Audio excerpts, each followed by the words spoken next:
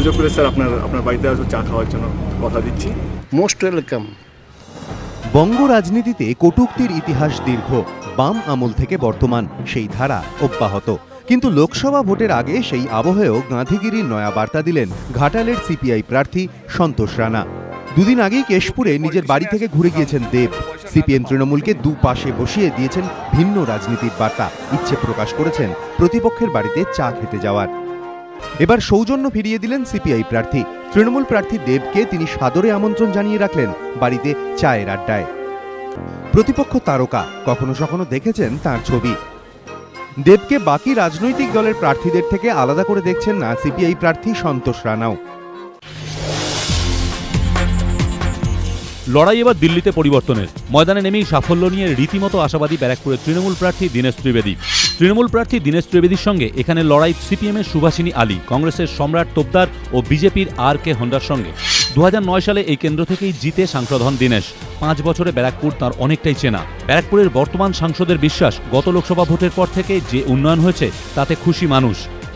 2012 সালে রেলমন্ত্রী থাকাকালীন রেলের ভাড়া বাড়িয়েছিলেন দীনেশ ত্রিবেদী। বলেছিলেন রেলকে কোমা থেকে বার করে আনতে হবে। তারপর অবশ্য রেলের পথ থেকে সরতে হয় তাঁকে। এখন সেই সব অধ্যায় ভুলে সামনের দিকে তাকাতে চান দীনেশ। তাঁর আশা, ব্যারাকপুর পর্যন্ত মেট্রো প্রকল্পের কাজও আগামী 5 বছরে শেষ হয়ে যাবে।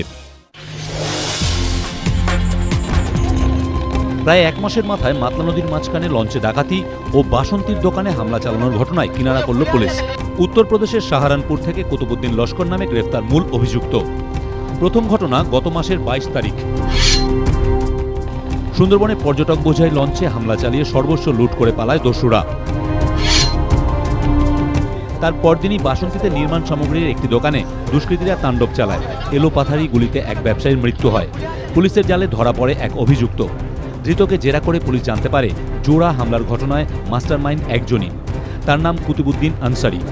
প্রায় 1 মাস ধরে বিভিন্ন জায়গায় খোঁজ চালিয়ে উত্তরপ্রদেশ থেকে তাকে গ্রেফতার করে জেলা পুলিশ। পুলিশের দাবি, ধৃতের কাছ থেকে লুট হওয়া জিনিস, অস্ত্র উদ্ধার হয়েছে।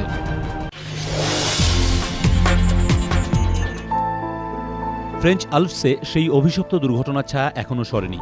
এখনও ঘুমোচ্ছেন তিনি ইনডিউসড কোমায়। তাকে জাগানোর প্রক্রিয়া শুরু করেও থমকে যেতে হয়েছে চিকিৎসকদের। ইনডিউসড কোমায় 83 দিনে পা। এরই মধ্যে প্রায় 25% ওজন কমেছে সুমির। তেমনই দাবি ইতালির লা গেজেত্তা দেলো স্পোর্টস ও জার্মান দৈনিক বিল্ড জেইতাংয়ের।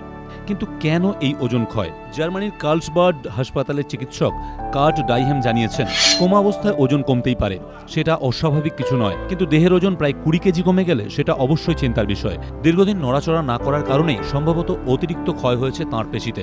সেটাই এতটা ওজন কমার কারণ।